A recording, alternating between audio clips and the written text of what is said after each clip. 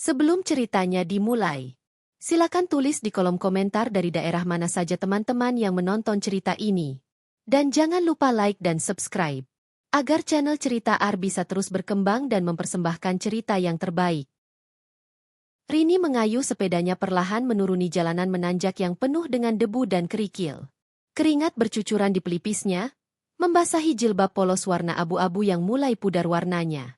Sepeda tuanya itu sudah sering mogok. Rantainya kerap lepas, pedalnya longgar, dan remnya tidak sepenuhnya bekerja dengan baik. Tapi Rini tetap setia menggunakannya. Itu satu-satunya alat transportasi yang dia miliki untuk mengantar paket dari satu titik ke titik lain di kota itu. Pekerjaan sebagai kurir barang bukan cita-cita Rini. Tapi dia tidak punya banyak pilihan sejak kedua orang tuanya meninggal dalam kecelakaan 5 tahun lalu. Sejak saat itu, dia merawat adik bungsunya, Raffi, yang waktu itu masih berusia 3 tahun dan kini sudah masuk kelas 1 SD. Rini tak menyelesaikan kuliah. Ia harus keluar setelah semester 2 karena tak sanggup membayar SPP. Dari situlah ia mulai bekerja serabutan, hingga akhirnya diterima sebagai kurir lepas di sebuah aplikasi pengiriman paket. Setiap hari, Rini memulai hari sejak pukul 6 pagi. Ia akan mempersiapkan paket yang harus ia antar dari gudang ke beberapa titik tujuan, memasukkannya ke tas besar khusus yang digantung di punggung, lalu berangkat mengelilingi kota.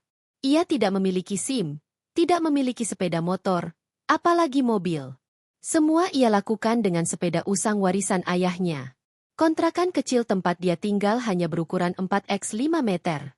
Di situ ia dan Raffi berbagi ruangan untuk tidur, belajar, makan, dan beristirahat. Dindingnya terbuat dari triplek yang sebagian mulai keropos dimakan rayap. Genteng bocor di beberapa bagian, membuat Rini harus menyusun ember dan baskom tiap kali hujan turun deras. Tapi dia tak pernah mengeluh. Senyum selalu menghiasi wajahnya, terlebih saat melihat Raffi tertawa, atau saat dia berhasil mengantar semua paket tanpa kendala. "Teh Rini, ini makanannya," sapa Bu Erni, tetangga sebelah yang sering iba padanya, sambil menyodorkan sebungkus nasi bungkus. Rini tersenyum dan menunduk sopan, menerima pemberian itu dengan hati-hati. "Terima kasih banyak, Bu. Raffi pasti senang," jawabnya pelan. "Jangan terlalu capek ya, Teh. Kasihan, masih muda udah kerja banting tulang. Sabar ya, insya Allah ada jalan." Rini hanya mengangguk sambil terus menahan haru. Hidupnya memang tidak mudah, tapi dia punya tekad untuk terus berjalan. Setiap tetes keringatnya adalah demi masa depan adiknya, dan demi martabat dirinya sendiri. Hari itu dia mendapat tugas mengantar paket ke sebuah kawasan elit di bagian utara kota. Ini bukan kali pertama dia mendapat rute ke sana, tapi dia selalu merasa canggung setiap kali masuk kompleks perumahan mewah itu. Rumah-rumah bak istana, gerbang-gerbang besar dengan pagar besi, mobil-mobil mewah terparkir rapi di halaman, dan satpam yang selalu memandangnya penuh curiga. Ia tiba di gerbang salah satu rumah, melihat nama Keluarga Haji Gunawan Mahendra terpampang megah di plakat perunggu. Ia menekan bel, dan sesaat kemudian suara dari interkom menjawab.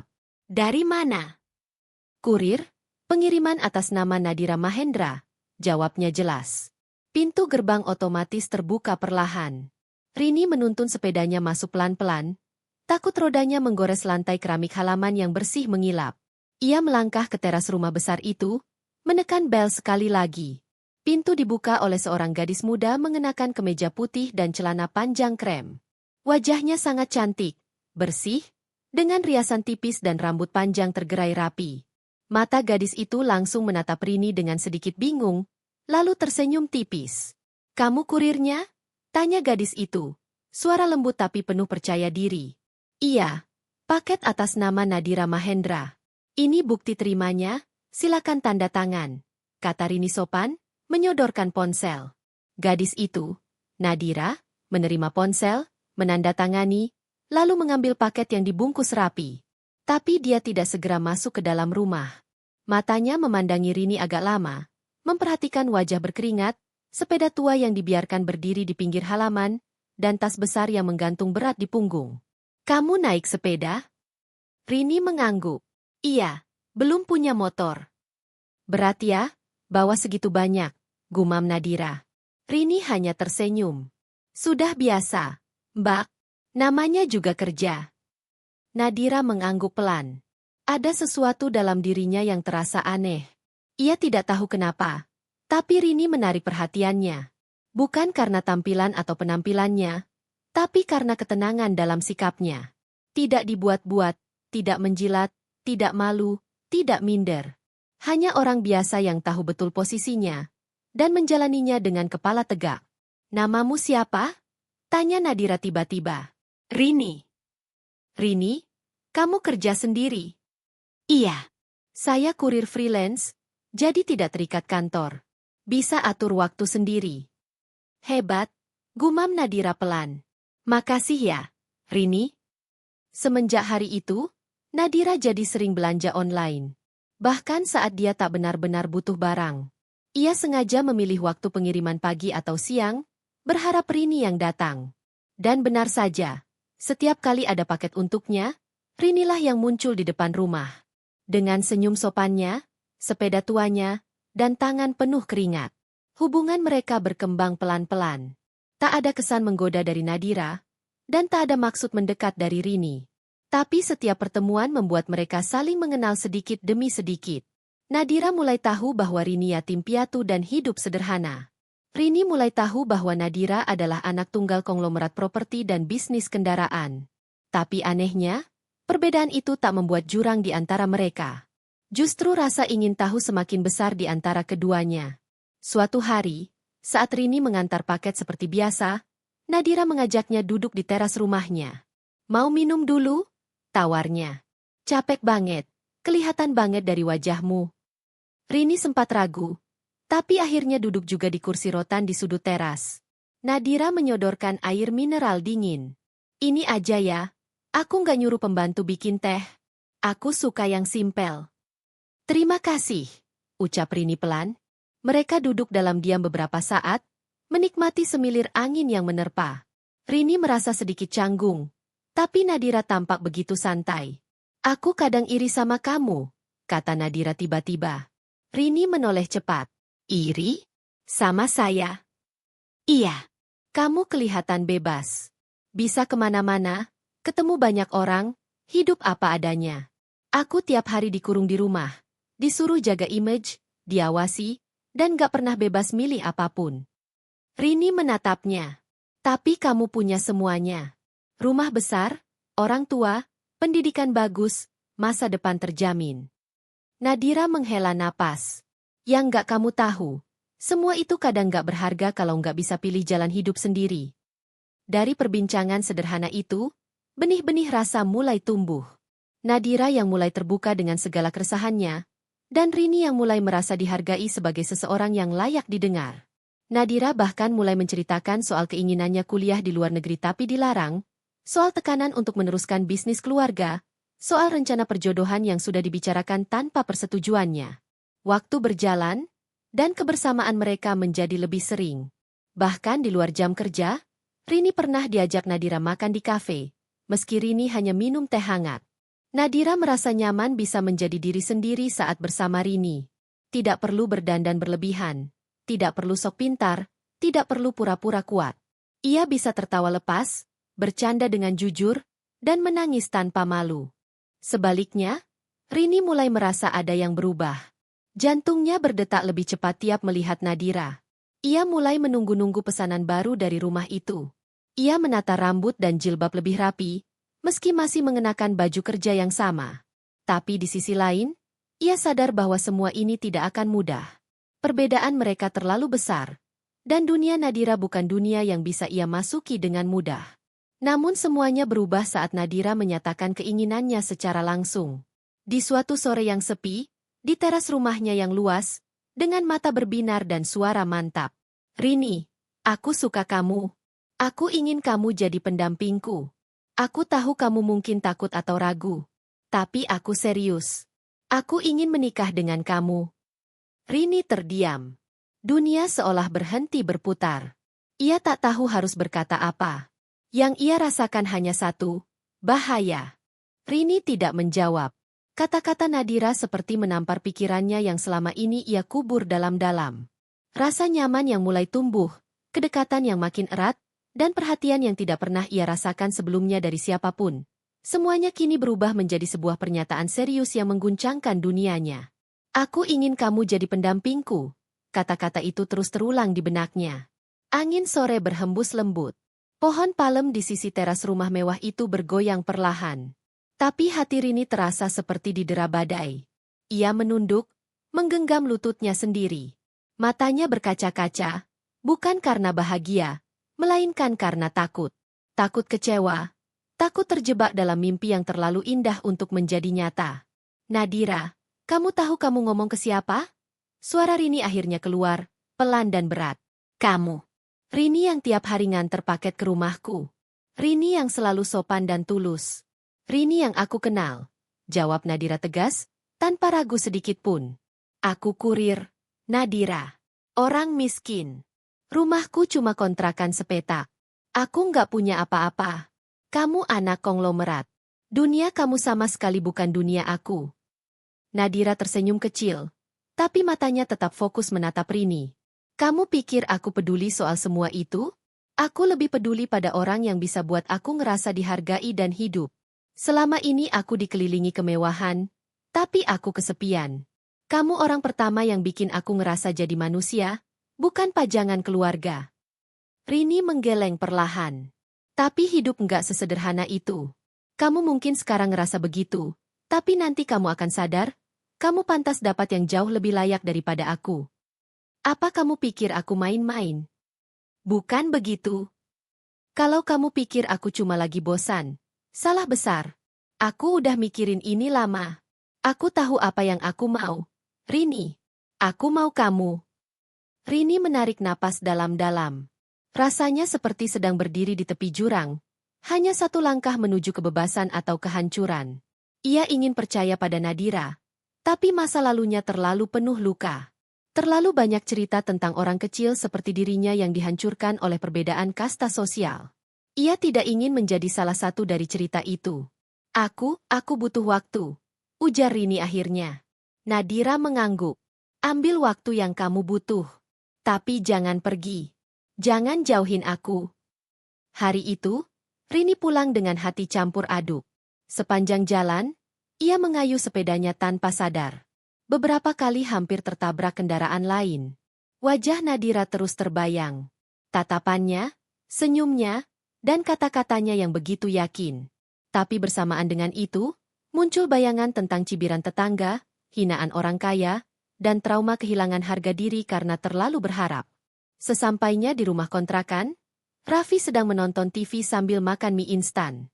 Rini langsung memeluk adiknya erat. Kakak kenapa? Tanya Raffi polos. Nggak apa-apa. Kakak cuma capek. Kakak nangis ya? Enggak. Kakak cuma pengin peluk kamu. Rini menghabiskan malam itu dengan duduk diam di sudut kamar. Pikirannya kalut. Ia tahu Nadira serius. Tapi ia juga tahu Nadira tidak hidup sendiri. Di balik semua kebebasannya, ada keluarga, ada perusahaan, ada reputasi yang selama ini dijaga ketat. Bagaimana kalau mereka tahu hubungan ini? Bagaimana kalau mereka menolaknya mentah-mentah? Dan benar saja, kekhawatirannya mulai menjadi nyata. 3 hari kemudian, Rini datang ke rumah Nadira untuk mengantar paket lain. Tapi kali ini ia tidak disambut Nadira, melainkan seorang wanita berusia sekitar 50-an dengan dandanan elegan dan wajah tajam. Kamu Rini? Tanya wanita itu dengan nada dingin. Iya, Bu. Saya antar paket. Masuk. Saya mau bicara. Rini ragu, tapi wanita itu memaksanya duduk di ruang tamu. Di situ sudah duduk seorang pria tua berjenggot putih, mengenakan batik mahal. Wajahnya tak kalah keras. Kamu tahu Nadira siapa? Tanya pria itu langsung. Rini menunduk. Saya tahu dia anak bapak dan ibu. Bagus. Maka kamu juga harus tahu batasmu. Rini menggigit bibir. Ia tahu arah pembicaraan ini. Hatinya mulai ciut. Kamu kurir. Miskin. Hidup di kontrakan. Pakaianmu lusuh. Masa depanmu tidak jelas. Kamu pikir kami akan membiarkan anak kami jatuh ke pelukanmu? Saya tidak. Dengar baik-baik, potong wanita itu. Anak kami sedang labil. Dia sedang terpengaruh. Tapi kami tidak akan tinggal diam. Kalau kamu punya harga diri, Kamu akan menjauh dari dia sebelum kamu mempermalukan dirimu sendiri. Rini merasa pipinya terbakar. Napasnya tercekat. Tapi ia tetap duduk tenang. Ia menatap kedua orang tua Nadira dengan tatapan tegas, meski suaranya tetap rendah. Saya tidak pernah minta Nadira jatuh cinta pada saya. Saya tidak pernah berniat merebut dia. Tapi saya juga bukan sampah. Saya bekerja keras. Saya punya harga diri. Kalau bapak dan ibu tidak suka saya, itu hak kalian. Tapi jangan hina saya seperti saya tidak berharga. Keluar dari rumah ini, bentak si ibu. Rini berdiri. Kepalanya tertunduk, tapi matanya menahan air mata. Ia melangkah keluar tanpa menoleh lagi. Di luar rumah, Nadira sudah berdiri di bawah terik matahari. Wajahnya penuh kecemasan. Ia mencoba menghampiri, tapi Rini mengangkat tangan, menghentikannya. Aku tahu kamu serius, Nadira. Tapi keluargamu nggak akan pernah anggap aku layak. Dan aku nggak bisa hidup dijalanin dengan hinaan. Jangan pergi, Rini, kumohon. Maaf. Aku harus jaga diriku. Dan jaga kamu juga. Rini mengayuh sepedanya menjauh, dan tidak pernah kembali. Hari-hari berikutnya dilalui Nadira dengan hampa. Ia mengurung diri di kamar, menolak bicara dengan orang tuanya, menolak makanan, bahkan menolak bertemu teman-temannya. Ia menghapus semua aplikasi belanja online di ponselnya. Setiap notifikasi membuatnya sedih. Sementara itu, Rini memutuskan untuk meninggalkan kota.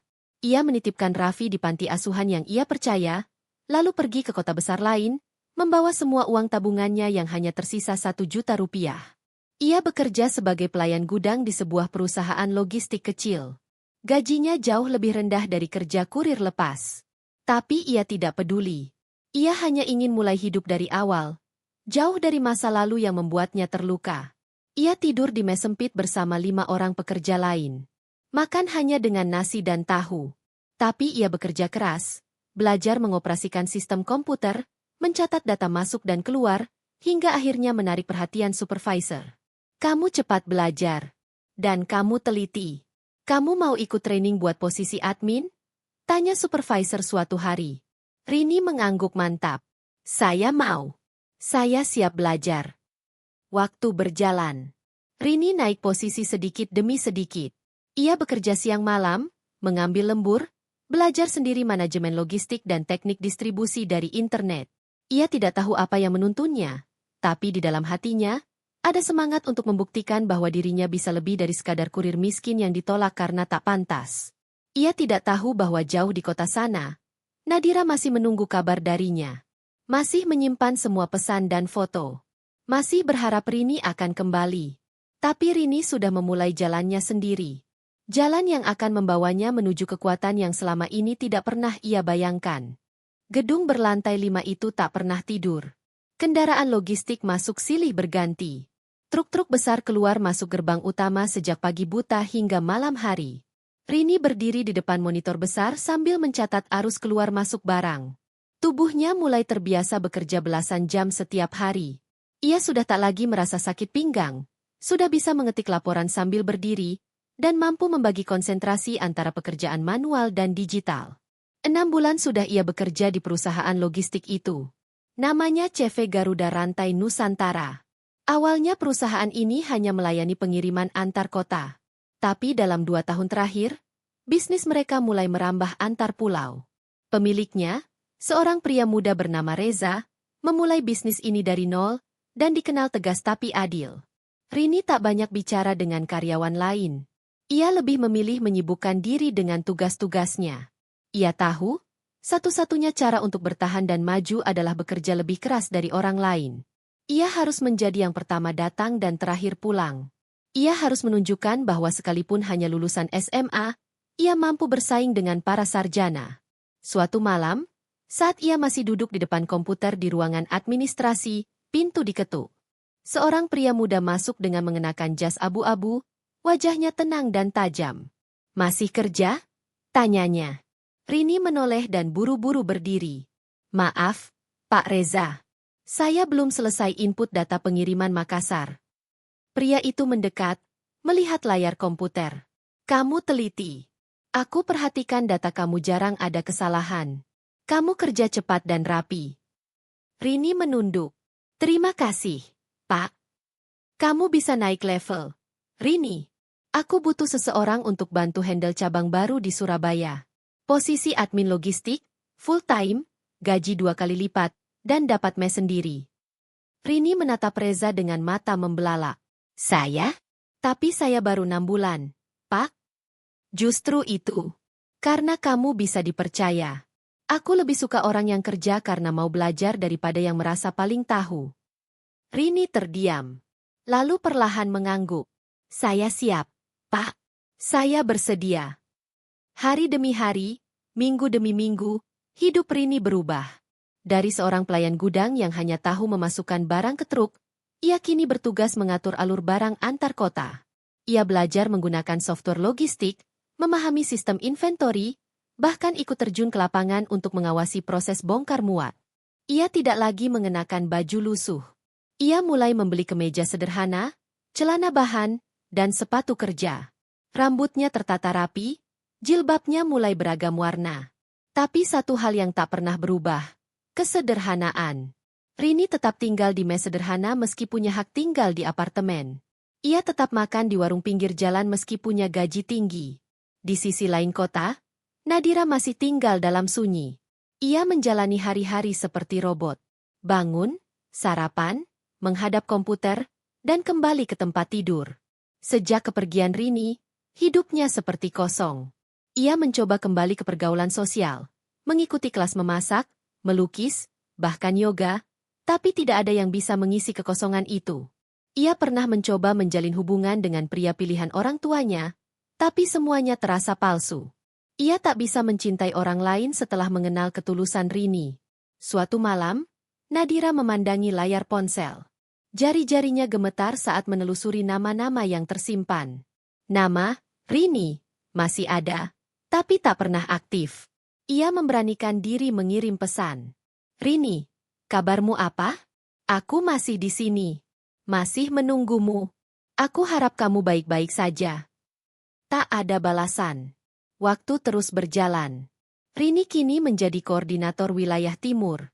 Ia sudah memimpin belasan karyawan, menangani pengiriman lintas pulau, dan berinteraksi langsung dengan distributor besar. Beberapa investor asing mulai melirik perusahaannya. Dan Reza, sang pemilik perusahaan, mulai menawarkan Rini saham kepemilikan sebagai bentuk kepercayaan. Aku mau kamu jadi bagian dari ekspansi nasional. Rini, kamu pegang peta distribusi seluruh Indonesia Timur. Gaji naik, saham 7%, dan kamu ikut rapat direksi tiap kuartal, ucap Reza di ruang rapat utama. Rini mengangguk tenang, meski hatinya bergetar. Ia tak pernah membayangkan semua ini akan terjadi padanya. Sore itu, ia berdiri di balkon gedung kantor pusat perusahaan yang baru dibangun. Angin laut menyapa wajahnya. Ia melihat ke kejauhan, ke arah laut yang luas, dan dalam hatinya, ia tahu, ini baru permulaan. Tapi di antara keberhasilan itu, ada satu ruang kosong yang belum terisi. Wajah Nadira terus hadir dalam mimpinya. Tawa Nadira, cara dia memanggil namanya, bahkan pelukan terakhir sebelum mereka berpisah. Ia mencoba mencari tahu lewat media sosial, tapi akun Nadira terkunci. Ia tak punya keberanian untuk menghubungi kembali. Ia takut semua keberhasilannya tak cukup untuk menjembatani jurang perbedaan yang dulu membuat mereka terpisah. Namun takdir punya cara sendiri untuk mempertemukan kembali dua hati yang masih saling mencintai. Sebuah acara pameran logistik dan teknologi nasional akan diadakan di Jakarta. CV Garuda Rantai Nusantara diundang sebagai salah satu pembicara utama, dan Rini diminta untuk mewakili sesi panel sebagai figur sukses dari nol. Malam sebelum keberangkatan, Rini duduk sendiri di kamarnya. Ia melihat sebuah foto lama. Ia dan Raffi duduk di depan kontrakan, dengan sepeda tua di belakang mereka. Ia menggenggam foto itu erat. Kakak sekarang udah beda, Raf. Tapi hati kakak masih sama. Dan kakak masih ingat Nadira. Rini berangkat ke Jakarta dengan tim kecil. Mereka menginap di Hotel Bintang 5 untuk pertama kalinya. Ia bahkan mengenakan jas hitam elegan, jilbab krem, dan sepatu hak rendah. Ketika ia naik ke panggung presentasi, semua mata tertuju padanya. Wanita muda, tenang, percaya diri, dengan tutur kata jelas dan kisah yang menyentuh. Dari kurir sepeda, menjadi pemimpin logistik nasional. Di barisan belakang aula pameran, seorang wanita mengenakan blazer putih dan rok panjang warna nude berdiri mematung. Tangannya menutup mulut, matanya berkaca-kaca. Nadira. Ia tidak pernah menyangka akan melihat Rini di tempat itu. Tidak sebagai pengunjung, tapi sebagai narasumber utama. Sebagai tamu kehormatan. Rini, gumamnya lirih. Rini selesai bicara. Ia turun dari panggung dan dikerumuni banyak orang. Wartawan, pengusaha, investor. Ia menjawab dengan sopan dan tersenyum tipis. Tapi saat menoleh ke arah pintu masuk, matanya menangkap sosok itu. Ia membeku. Nadira berdiri di sana. Waktu seolah berhenti. Keduanya saling tatap. Tak ada kata. Hanya air mata yang perlahan mengalir. Rini. Suara Nadira pecah di antara kerumunan. Rini melangkah pelan. Langkah demi langkah, melewati para pengunjung, hingga akhirnya berdiri tepat di hadapan wanita yang dulu mengisi harinya. Aku nyari kamu selama 2 tahun, kata Nadira terbata. Aku takut, kamu nggak butuh aku lagi. Aku nggak pernah berhenti nunggu kamu. Mata mereka bertemu. Tak ada yang bisa berkata-kata lagi. Rini akhirnya meraih tangan Nadira, menggenggamnya erat. Dunia mungkin telah berubah. Status mereka tak lagi sama. Tapi hati mereka tetap utuh. Dan untuk pertama kalinya sejak lama, keduanya kembali merasa hidup. Tangis Nadira pecah di tengah keramaian. Ia tak peduli lagi pada mata-mata yang memandang, pada para pengusaha yang terkejut melihat putri konglomerat menangis seperti anak kecil di depan seorang wanita berkerudung yang baru saja turun dari panggung. Ia hanya tahu bahwa di hadapannya kini berdiri seseorang yang ia tunggu selama lebih dari 2 tahun. Orang yang tak pernah tergantikan dalam hatinya. Orang yang pernah pergi karena merasa tak layak. Padahal baginya, Rini adalah satu-satunya yang layak dicintai. Aku nyari kamu kemana-mana, Rini. Suara Nadira pecah di antara tangisnya. Aku bahkan pernah sampai datang ke kampung. Nyari ke tempat kamu tinggal dulu. Tapi kamu hilang. Kamu ninggalin aku. Rini tak bisa menjawab. Tubuhnya bergetar. Ia tidak menyangka akan bertemu Nadira dalam situasi seperti ini. Ia tidak menyangka bahwa perempuan yang pernah mengisi hari-harinya itu, kini berdiri di hadapannya lagi dengan wajah yang sama, suara yang sama, dan luka yang belum sembuh. Aku pergi karena aku nggak sanggup melihat kamu dipermalukan karena aku, jawab Rini akhirnya. Aku pergi karena aku takut jadi alasan kamu menderita. Nadira menggeleng keras. Yang bikin aku menderita justru saat kamu ninggalin aku. Kamu pikir aku butuh harta, jabatan, atau status? Aku cuma butuh kamu. Rini, kamu. Rini menarik napas panjang.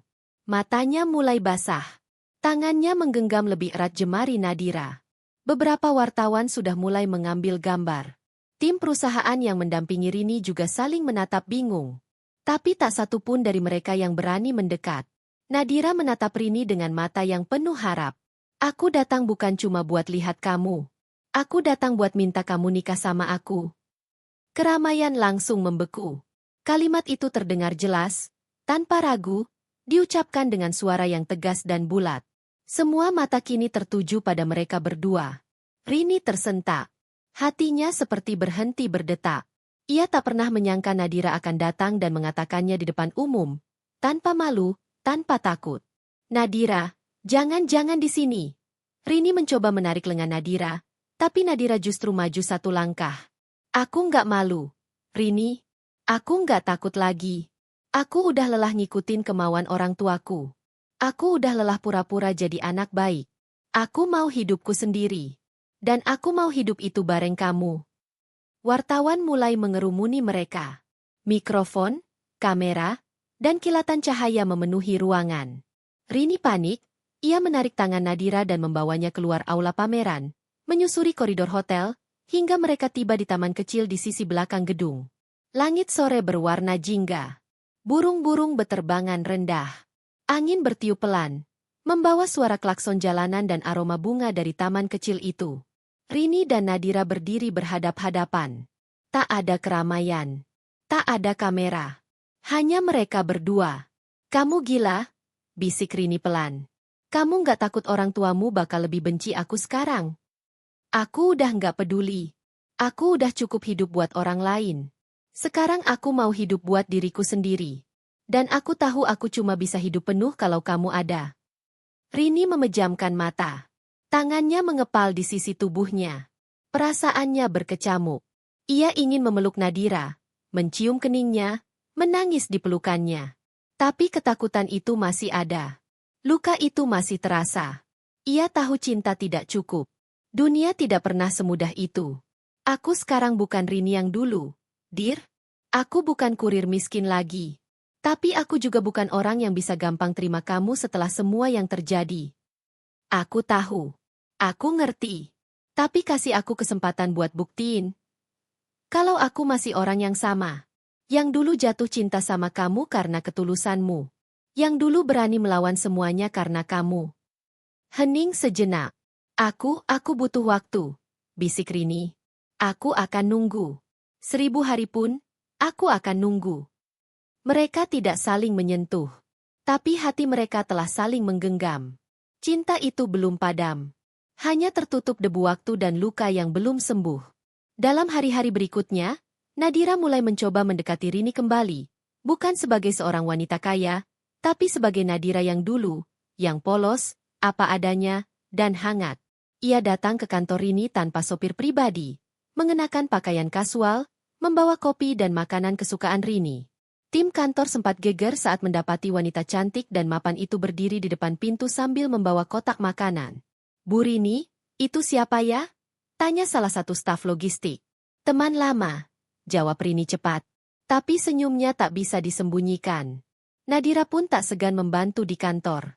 Ia belajar cara kerja sistem logistik, bahkan ikut rapat terbuka, meski kadang hanya diam mendengarkan. Ia mencoba menunjukkan bahwa ia tidak sekadar datang untuk meminta kembali cinta, tapi juga ingin menjadi bagian dari kehidupan Rini yang sekarang. Di saat yang sama, keluarga Nadira mulai panas dingin. Ayah dan ibunya marah besar saat mendengar kabar bahwa Nadira kembali menjalin hubungan dengan Rini. Mereka mengirim pengacara untuk mencoba menekan Rini secara hukum. Tapi kini Rini bukan lagi kurir tak berdaya. Ia adalah pemegang saham dan pemimpin bisnis logistik nasional. Ia tidak gentar. Bahkan pengacara Nadira pun tak bisa berbuat banyak ketika mereka sadar siapa yang sedang mereka hadapi. Rini tak pernah membalas hinaan itu. Ia hanya membalas semua penolakan masa lalu dengan kesuksesan. Dengan keberhasilan. Dengan kepala tegak. Puncaknya terjadi saat sebuah acara penghargaan nasional memilih Rini sebagai wirausaha perempuan terbaik tahun ini. Acara disiarkan langsung di televisi nasional. Rini berdiri di atas panggung dengan busana elegan sederhana. Ia membawa trofi keemasan dan menyampaikan pidatonya dengan suara mantap.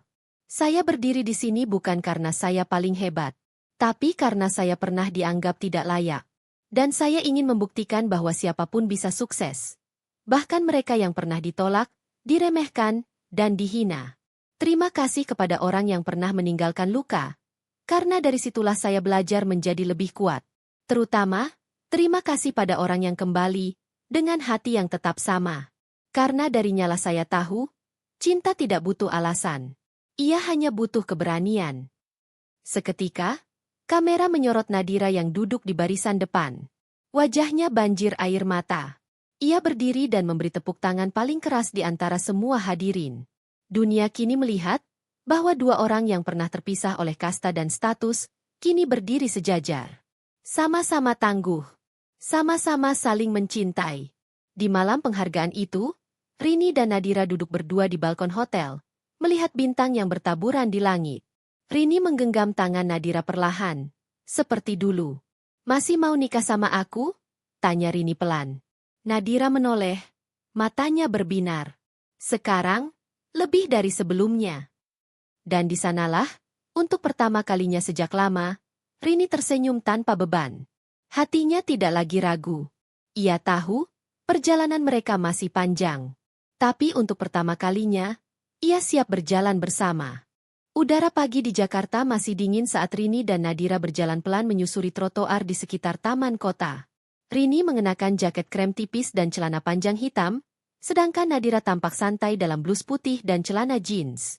Tak ada pengawal, tak ada mobil mewah, tak ada publikasi. Mereka hanya ingin menikmati hari sebagai dua orang biasa.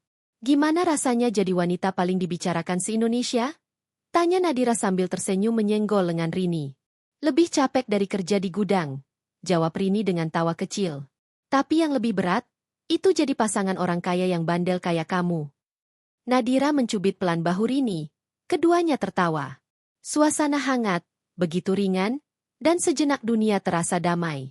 Setelah malam penghargaan nasional itu, banyak media yang memburu kisah Rini dan Nadira. Mereka jadi simbol cinta lintas kelas, cinta yang tak tunduk pada kasta sosial. Beberapa menyebutnya kisah romantis, beberapa menganggapnya kontroversial, tapi yang pasti, semua orang bicara. Tapi bagi mereka berdua, ini bukan tentang siapa yang menang atau siapa yang melawan dunia.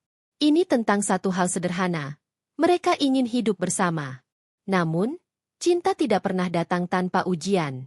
Keesokan harinya, Rini menerima surat panggilan pengadilan. Ia dituntut oleh orang tua Nadira atas dugaan pelecehan, pengaruh buruk, dan manipulasi terhadap anak mereka. Tuduhan itu dibungkus dengan istilah hukum yang rumit, tapi intinya hanya satu. Mereka ingin memisahkan Rini dan Nadira, dengan atau tanpa persetujuan Nadira sendiri. Nadira marah besar. Ia mendatangi rumah orang tuanya dengan emosi meledak-ledak. Kalian pikir aku boneka yang bisa dikendalikan terus? Teriaknya di ruang tamu mewah yang dulu ia pijak dengan takut-takut. Aku ini perempuan dewasa, bukan anak kecil. Kami menyelamatkanmu dari kehancuran. Nadira, bentak ibunya, wajahnya merah padam. Dia cuma perempuan kampungan yang kebetulan sukses. Kamu pikir dia selevel dengan kita? Iya. Lebih dari kalian semua. Dia kerja keras, bukan warisan. Dia nggak pernah rendahkan orang. Dia satu-satunya yang pernah benar-benar sayang sama aku, bukan uangku. Sang ayah berdiri dari kursi, tangannya menunjuk Nadira tajam. Kalau kamu tetap pilih perempuan itu, kamu keluar dari rumah ini. Warisan? Lenyap. Perusahaan? Lupakan. Kami tidak punya anak durhaka. Nadira terdiam sejenak, tubuhnya gemetar. Tapi matanya tidak goyah. Ia membuka tas tangannya, mengambil sebuah map berisi dokumen penting, lalu meletakkannya di atas meja kayu besar itu.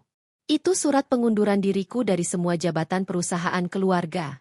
Aku keluar dari keluarga ini, tapi bukan karena aku durhaka. Aku cuma ingin hidup sesuai pilihanku.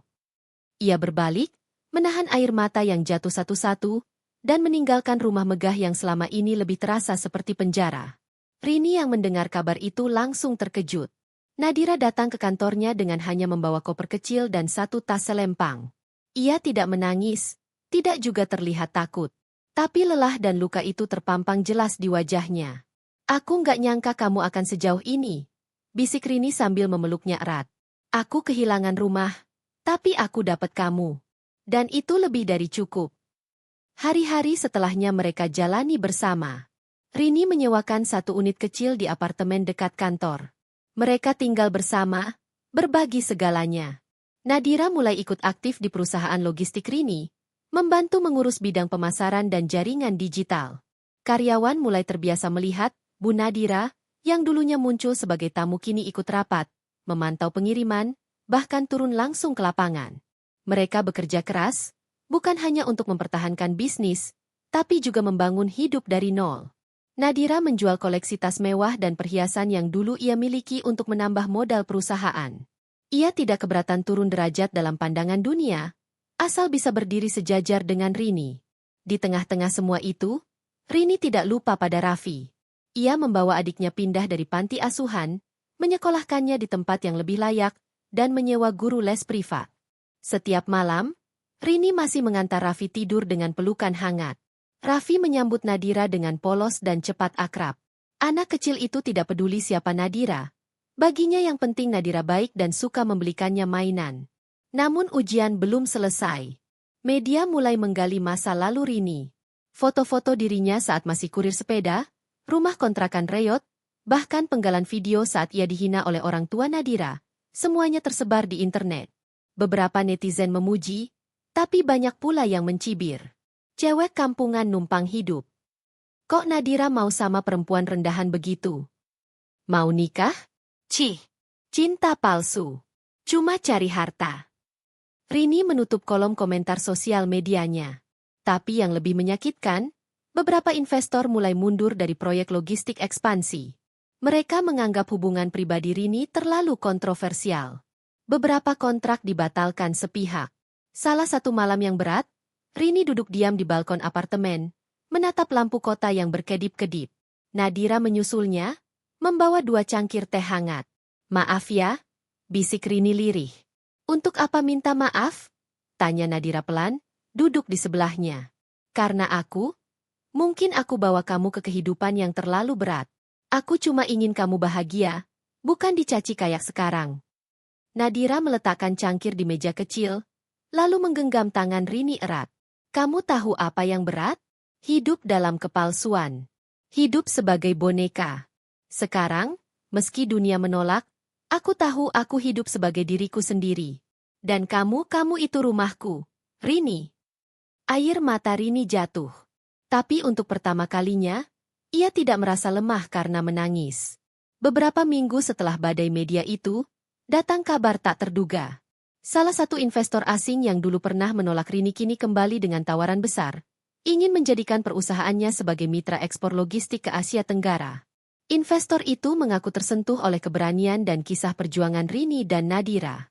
Tak hanya itu, seorang sutradara film ternama menghubungi mereka dan menawarkan untuk membuat film biografi tentang kisah hidup mereka.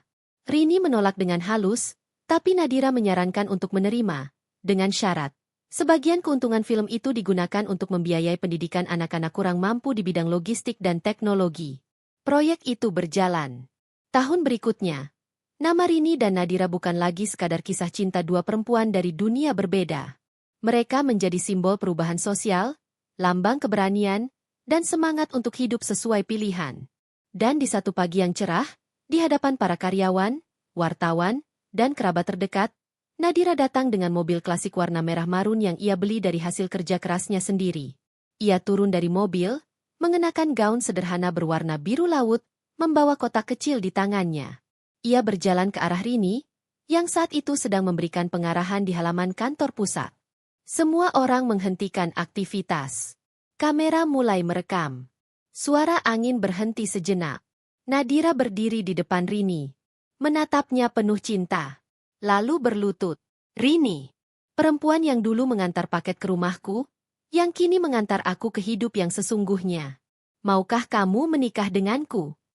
Seluruh halaman kantor sunyi. Rini menatap Nadira. Bibirnya gemetar. Ia melihat ke sekeliling, karyawan yang dulu melihatnya sebagai atasan kini menahan air mata haru. Raffi berdiri di samping Nadira, membawa bunga kecil.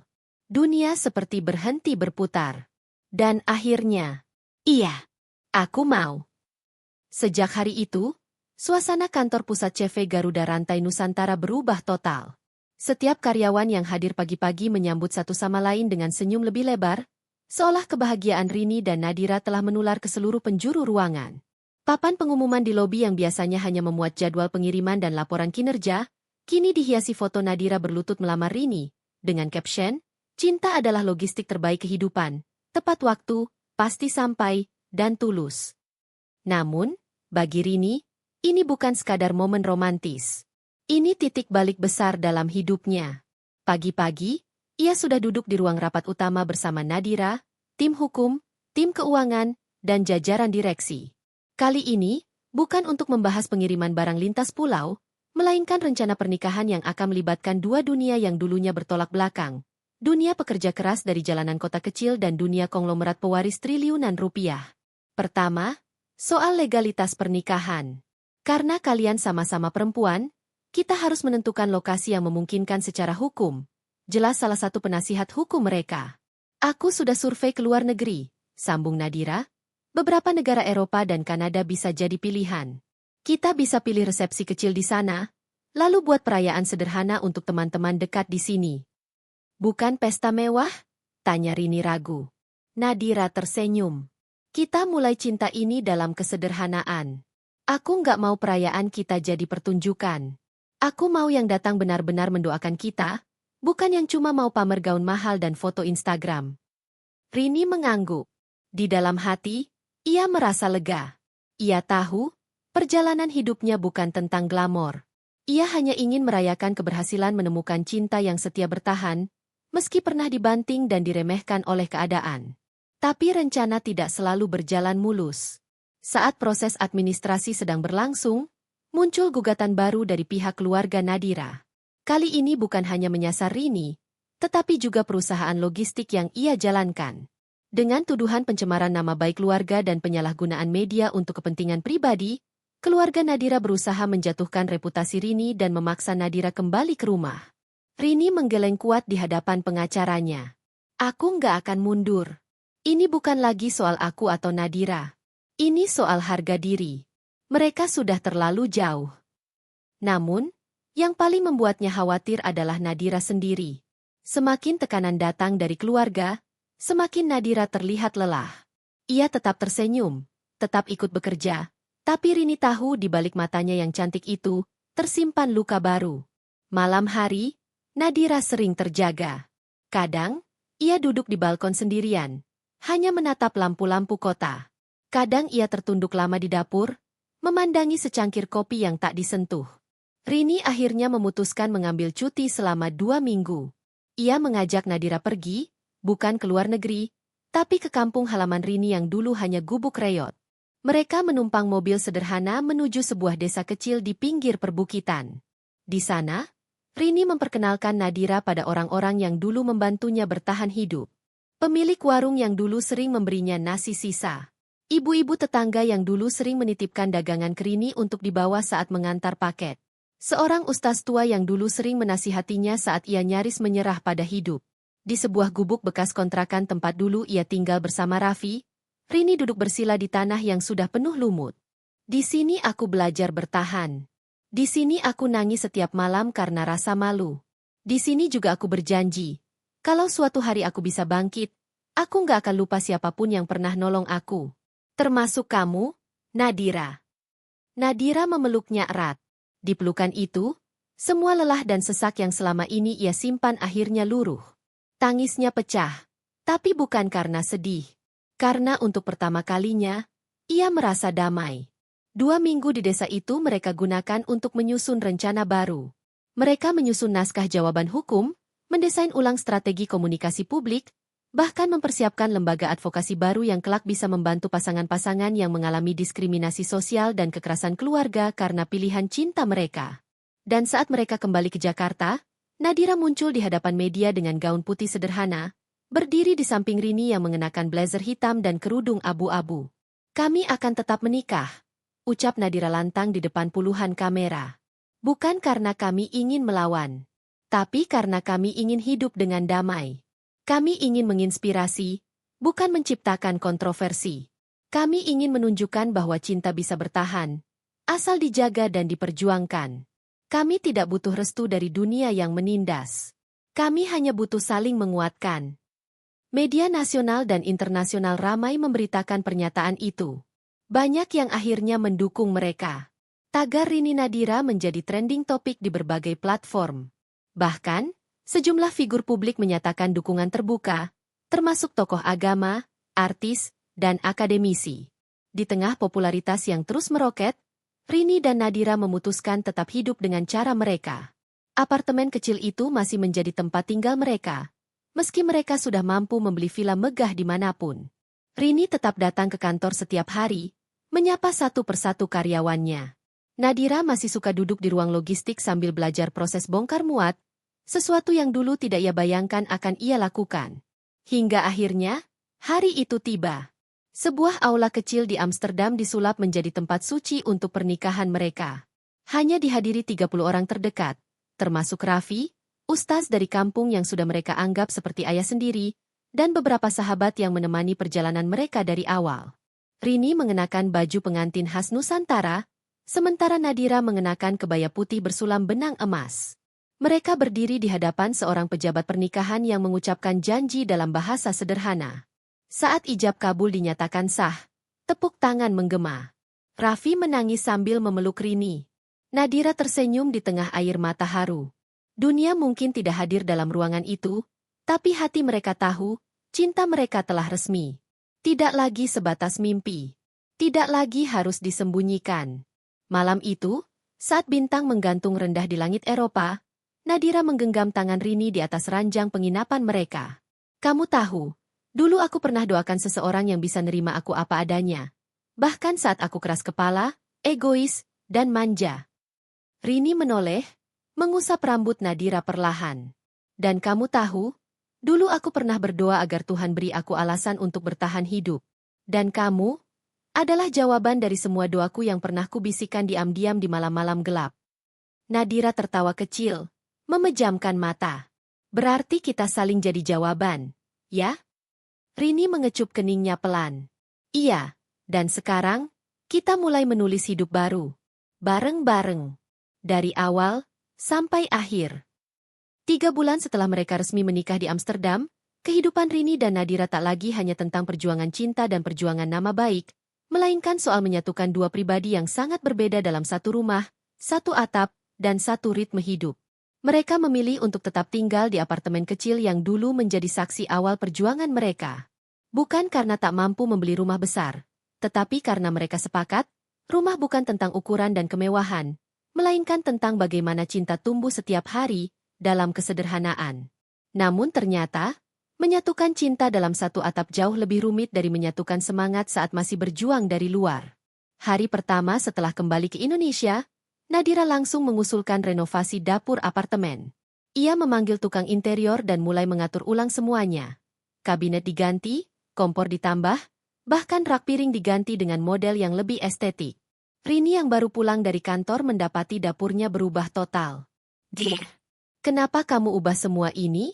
Aku udah nyaman banget sama dapur sebelumnya. Semua posisinya udah hafal. Nadira menoleh dengan santai, sambil membolak-balik katalog furnitur. Sayang, kita kan mau mulai hidup baru. Kita pantas punya dapur yang segar, yang gak mengingatkan kamu pada masa sulit. Lagian aku masak juga. Aku pengen tempat yang nyaman buat kita berdua. Tapi gak tanya aku dulu? Nada suara Rini mulai meninggi. Nadira diam sesaat, menutup katalognya. Maaf, aku cuma pengen bikin semuanya lebih baik. Aku terlalu semangat. Dan itu bukan satu-satunya gesekan. Beberapa hari kemudian, Nadira ingin mengajak Rini liburan ke Bali selama seminggu, merayakan 3 bulan pernikahan mereka. Tapi Rini menolak karena ada audit logistik yang tidak bisa ditinggal. Kita bisa reschedule, ucap Rini. Kalau terus gitu, kita nggak akan pernah punya waktu buat berdua. Kamu tahu sendiri jadwal kamu padat banget. Nadira, ini bukan soal nggak mau. Aku cuma bertanggung jawab. Timku butuh aku. Kamu juga kerja di perusahaan ini, kamu tahu kan betapa pentingnya laporan kuartal. Nadira akhirnya menyerah, tapi hatinya terasa kosong. Ia mulai merasa bahwa setelah menikah, waktu mereka berdua justru semakin sedikit. Hari-hari berikutnya, pertengkaran-pertengkaran kecil makin sering muncul. Dari hal sederhana seperti susunan rak buku, warna tirai, sampai urusan siapa yang harus mencuci piring malam itu. Rini, kamu naruh sepatu kerja sembarangan lagi, keluh Nadira suatu malam. Aku buru-buru tadi, besok kubresin. Besok, kamu selalu bilang, besok. Aku capek jadi orang yang selalu bersihin semua ini. Dir, aku juga capek kerja seharian, tolong hargai itu. Dan aku juga kerja. Aku bukan cuma istri kamu yang ngurus dapur dan kasur. Mereka saling diam selama 2 hari setelah pertengkaran itu. Atmosfer rumah yang dulu penuh tawa berubah menjadi dingin dan canggung. Raffi yang sering datang untuk menginap pun mulai merasakan perubahannya. Kenapa Mbak Rini sama Mbak Nadira diam-diaman? Tanya Raffi polos. Pertanyaan itu menghantam Rini seperti tamparan. Ia menatap adiknya lama, lalu memeluknya. Kita cuma lagi banyak pikiran, Dad. Tapi kita nggak akan saling ninggalin. Janji. Malam harinya, Rini duduk sendiri di balkon apartemen. Ia menatap langit yang gelap, bertanya-tanya, kenapa setelah semua perjuangan berat untuk bisa bersama, justru setelah bersatu mereka malah sulit untuk akur? Nadira datang membawa 2 gelas air hangat, duduk di samping Rini tanpa berkata-kata. Lama keduanya hanya diam, sampai akhirnya Nadira membuka suara. Kamu pernah ngerasa, kita ini terlalu keras memperjuangkan satu sama lain, sampai kita lupa bahwa hidup bareng itu bukan soal mencintai, Tapi soal kompromi. Rini menoleh, menatap mata Nadira. Aku juga ngerasa gitu, jawab Rini pelan. Aku kadang masih ngerasa hidup sendiri. Kita tinggal serumah, tapi jalan sendiri-sendiri. Aku ngerasa kamu selalu ngasih yang terbaik buat orang lain. Tapi buat aku, kamu suka pelit waktu. Aku takut kalau aku berhenti kerja sebentar aja, semua yang kita bangun jatuh. Aku takut kehilangan segalanya. Aku nggak butuh harta kamu, Rin. Aku cuma butuh kamu. Keduanya terdiam lagi. Tapi kali ini, keheningan itu tidak membekukan. Justru terasa hangat. Ayo mulai lagi dari awal, ucap Nadira sambil menggenggam tangan Rini. Mulai dengan cara baru. Dengan rutinitas yang sehat buat kita berdua. Bukan sekadar suami istri tapi sahabat, partner, rekan yang saling ngerti batas dan kebutuhan masing-masing. Rini mengangguk. Mereka membuat kesepakatan baru malam itu. Setiap hari Minggu adalah hari bebas kerja. Tidak boleh ada laptop, tidak ada HP kantor, tidak ada pembicaraan bisnis. Hanya mereka berdua dan waktu untuk mengisi ulang energi hubungan. Mereka juga mulai ikut sesi konseling pernikahan privat bersama seorang psikolog senior yang dikenal menangani pasangan dengan latar belakang ekstrim. Dari sana, mereka belajar banyak hal. Komunikasi non-konflik, memahami bahasa cinta masing-masing, cara memvalidasi emosi tanpa harus menyetujui, hingga membangun keintiman bukan sekadar fisik tapi juga emosional. Perubahan itu tidak langsung sempurna. Mereka masih kerap berselisih paham. Tapi bedanya, sekarang mereka belajar untuk duduk, saling genggam tangan, dan bicara dengan kepala dingin. Suatu malam, Nadira memasak sendiri makanan favorit Rini, oseng tempe kacang panjang dan sambal terasi. Ia tahu Rini lebih suka makanan rumahan dibanding restoran mahal. Dan Rini, sebagai gantinya, membelikan Nadira buku catatan impian, tempat ia bisa menulis apapun tentang masa depan mereka. Di halaman pertama, Nadira menulis, impian terbesar hidupku bukan punya rumah besar, perusahaan besar, atau jadi viral. Tapi punya waktu pulang ke seseorang yang mencintaiku meski aku sedang tidak sempurna.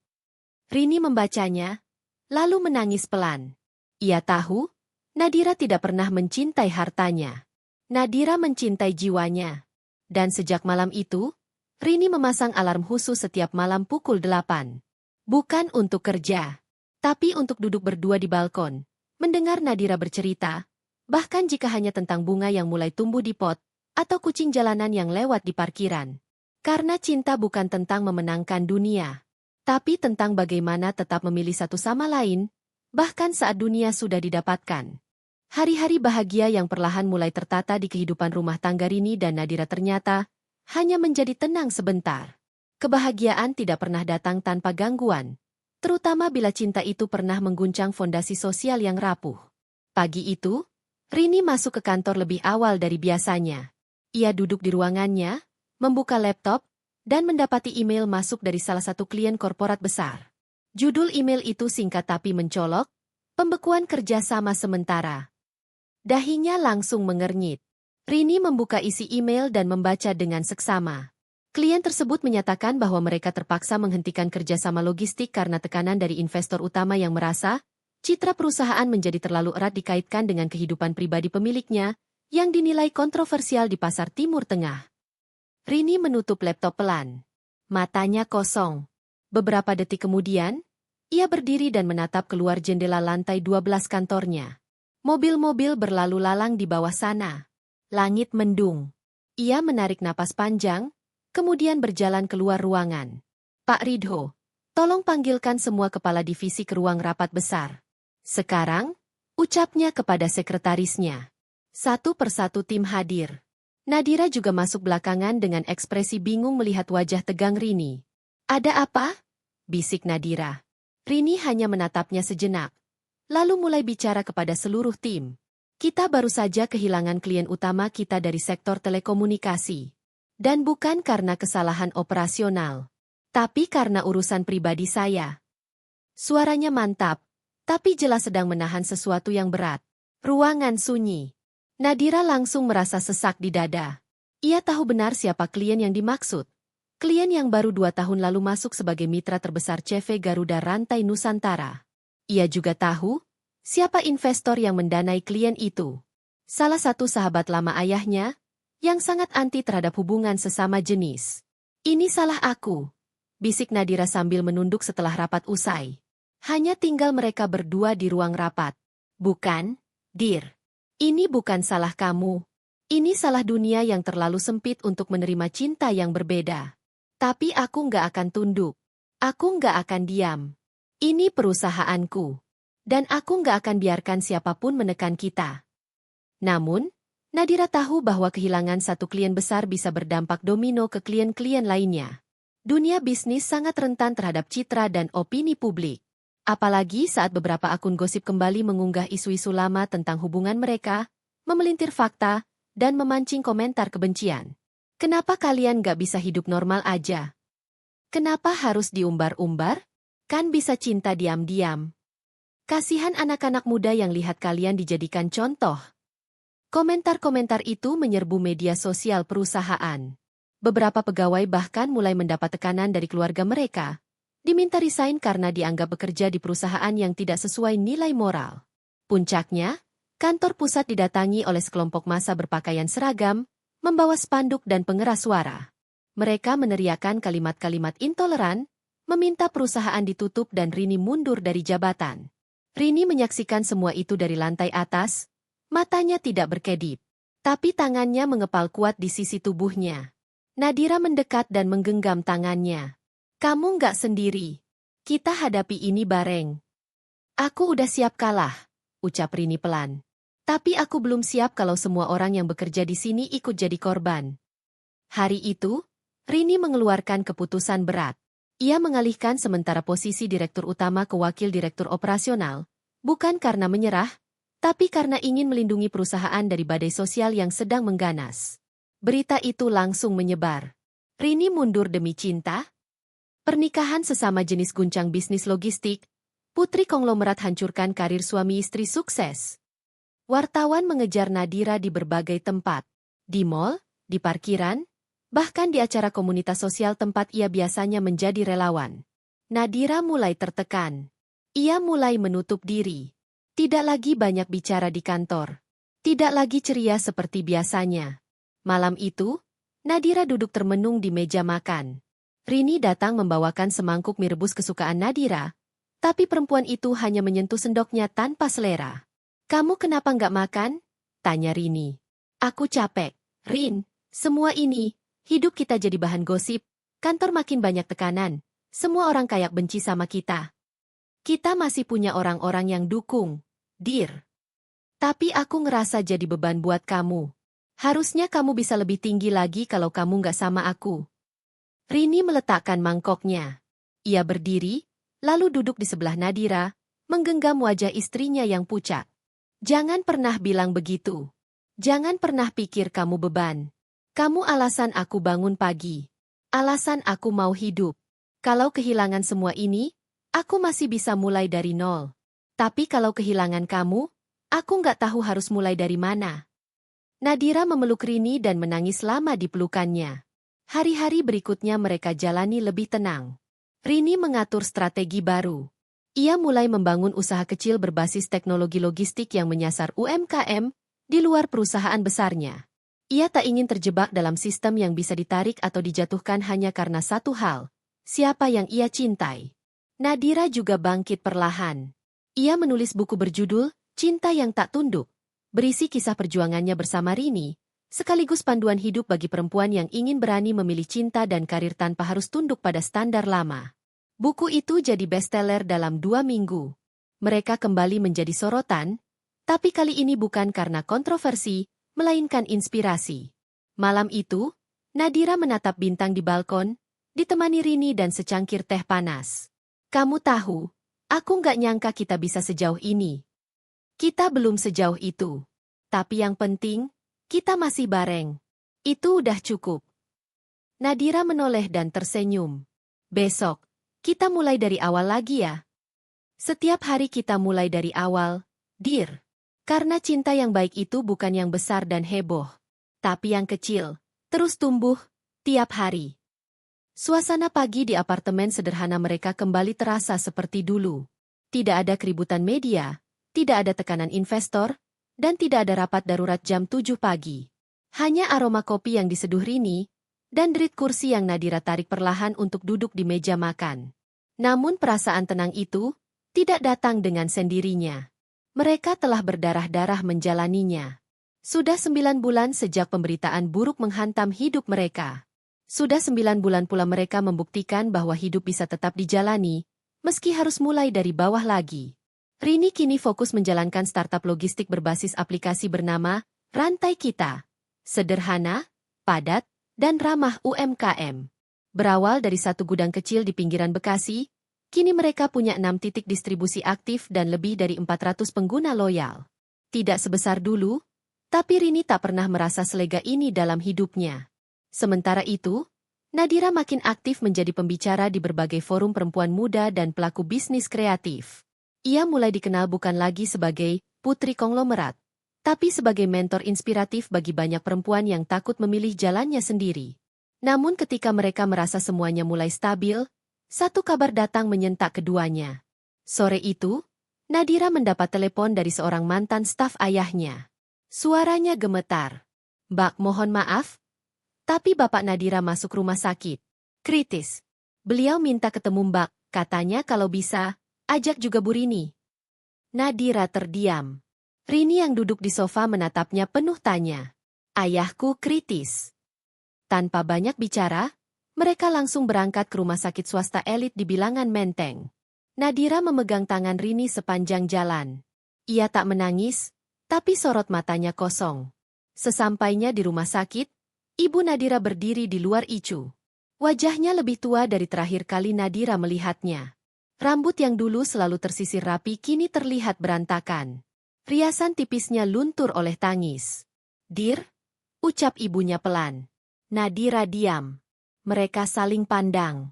Hening. Lalu tiba-tiba sang ibu memeluknya erat. Tubuhnya gemetar. "Ayahmu, sejak kamu pergi dia sering sakit, dia keras kepala. Nggak mau bicara soal kamu, tapi malam ini dia bilang menyesal, dia minta kamu datang sebelum terlambat." Rini berdiri 1 meter di belakang, tidak ingin ikut campur. Tapi Nadira menarik tangan Rini dan menggenggamnya kuat. Mereka masuk ke ruang ICU bersama. Di sana, ayah Nadira terbaring dengan alat bantu pernapasan, wajahnya pucat. Matanya sedikit terbuka. Melihat Nadira datang, air mata mengalir pelan dari sudut matanya. "Nadira," ucapnya dengan suara serak. "Maafkan, Ayah." Nadira mendekat, menggenggam tangan ayahnya. "Ayah nggak perlu minta maaf. Ayah cuma terlalu cinta sama nilai-nilai ayah sendiri." "Aku ngerti."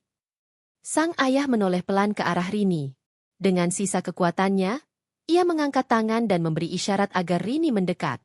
"Terima kasih, sudah jaga putriku, meski ayah dulu buta." Rini tak mampu berkata-kata. Ia hanya mengangguk dan menundukkan kepala, air matanya jatuh. Ayah Nadira menatap mereka bergantian, lalu tersenyum samar. "Kalau bisa besok izinkan ayah lihat kalian resepsi meski kecil meski sebentar di rumah kita sekali saja biar ayah bisa tenang." Detik itu juga, Nadira menoleh ke Rini. Tak ada yang perlu dikatakan. Keduanya mengerti, mereka akan melakukannya. Keesokan harinya, suasana di rumah besar keluarga Nadira yang dulu dingin dan kaku, kini berubah menjadi hangat dan hidup. Para pelayan tua yang dulu mengasuh Nadira kecil berdiri di pinggir lorong, beberapa meneteskan air mata haru. Di ruang utama yang luas, digelar resepsi kecil. Hanya keluarga dekat dan orang-orang lama yang mengenal mereka sejak awal. Tidak ada media, tidak ada publik, hanya hati yang saling terhubung. Rini mengenakan kebaya putih gading yang sederhana, rambutnya disanggul bersih. Nadira mengenakan kebaya senada, dengan sentuhan rendah biru muda. Mereka berdiri di depan altar kecil yang dihias bunga-bunga segar. Di kursi roda, sang ayah duduk sambil tersenyum menatap mereka. Suasana sakral. Tidak ada janji palsu. Tidak ada sumpah manis. Hanya 2 pasang mata yang saling menatap, dan satu ikrar. Kita lewati badai, bukan untuk saling memiliki, tapi untuk saling membebaskan. Dan kini, kita memilih untuk tetap tinggal. Selesai acara, sang ayah dipindahkan ke ruangannya. Ia memanggil Nadira dan Rini ke samping tempat tidur. "Aku Mungkin tidak akan lama lagi. Tapi, tolong jaga rumah ini bukan fisiknya tapi nilai-nilainya. Cinta yang benar akan tetap hidup meski ditolak dunia. Beberapa hari kemudian, ayah Nadira meninggal dunia. Tapi ia pergi dalam damai. Dalam pelukan anak yang dulu ia tolak, dan dalam doa dari perempuan yang dulu ia benci. Dunia berubah pelan-pelan. Tapi untuk mereka berdua, perubahan itu telah cukup. 2 bulan setelahnya, CV Garuda Rantai Nusantara kembali ke jalurnya. Banyak investor baru yang datang, sebagian besar berasal dari generasi muda yang tertarik pada keberanian dan integritas Rini. Mereka tidak hanya berinvestasi dalam angka, tapi juga pada nilai. Startup, Rantai Kita, yang dikelola Rini juga berkembang pesat. Ia mulai membuka cabang di luar Pulau Jawa dan melatih anak-anak muda desa agar bisa menjadi pelaku logistik digital. Sementara Nadira membuka yayasan beasiswa bagi perempuan muda yang ingin belajar bisnis tanpa takut dikekang tradisi atau keluarga. Suatu malam, Rini pulang lebih awal dari kantor. Ia membawa sekotak kue favorit Nadira. Saat masuk ke dalam apartemen, ia melihat Nadira sedang menulis di laptopnya, mengenakan kaos longgar dan celana tidur. "Apa yang kamu tulis?" tanya Rini sambil meletakkan kue di meja. Nadira tersenyum. Buku kedua. Judulnya, Rumah Bukan Bangunan. Tentang kita. Rini tersenyum.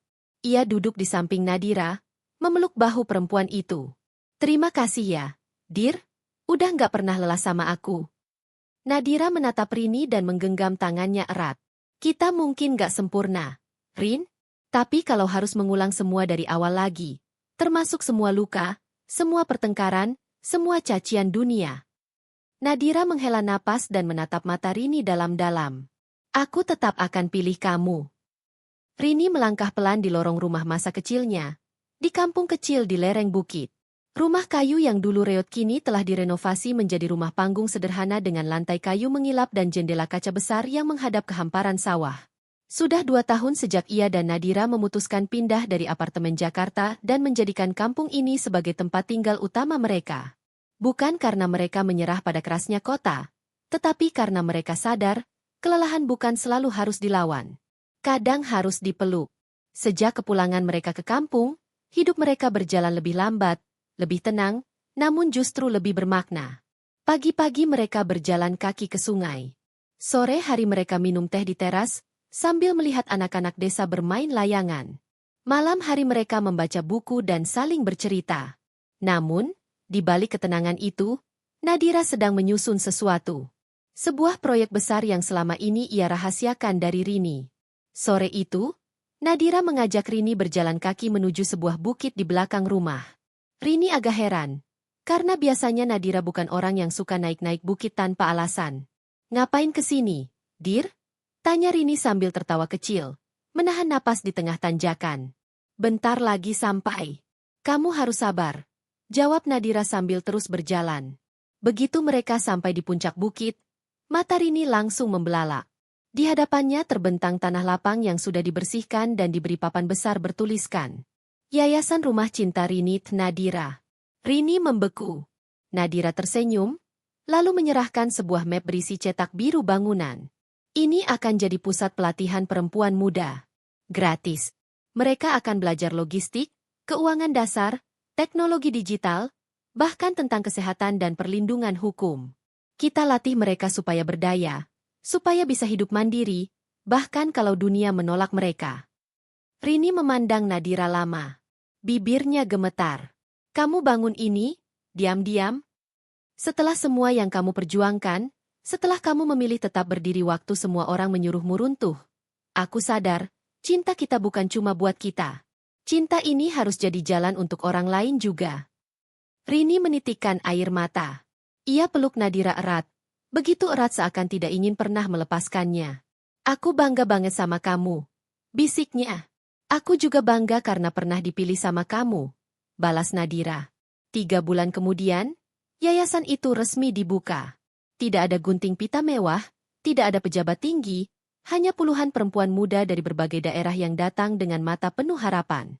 Mereka menginap di asrama sederhana di belakang gedung utama, belajar dari mentor-mentor terbaik, termasuk Rini dan Nadira sendiri. Salah satu peserta, Aini, gadis muda dari desa tetangga, pernah jadi korban perjodohan paksa dan dipaksa putus sekolah. Kini, ia belajar membuat laporan logistik dan berhasil menjadi koordinator regional, rantai kita, wilayah Sumatera.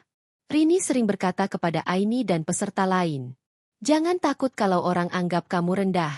Itu hanya artinya kamu lebih dekat ke tanah. Dan dari tanah, pohon paling kokoh bisa tumbuh." Nadira pun mengajar sesi yang tak kalah penting, memaafkan tanpa melupakan.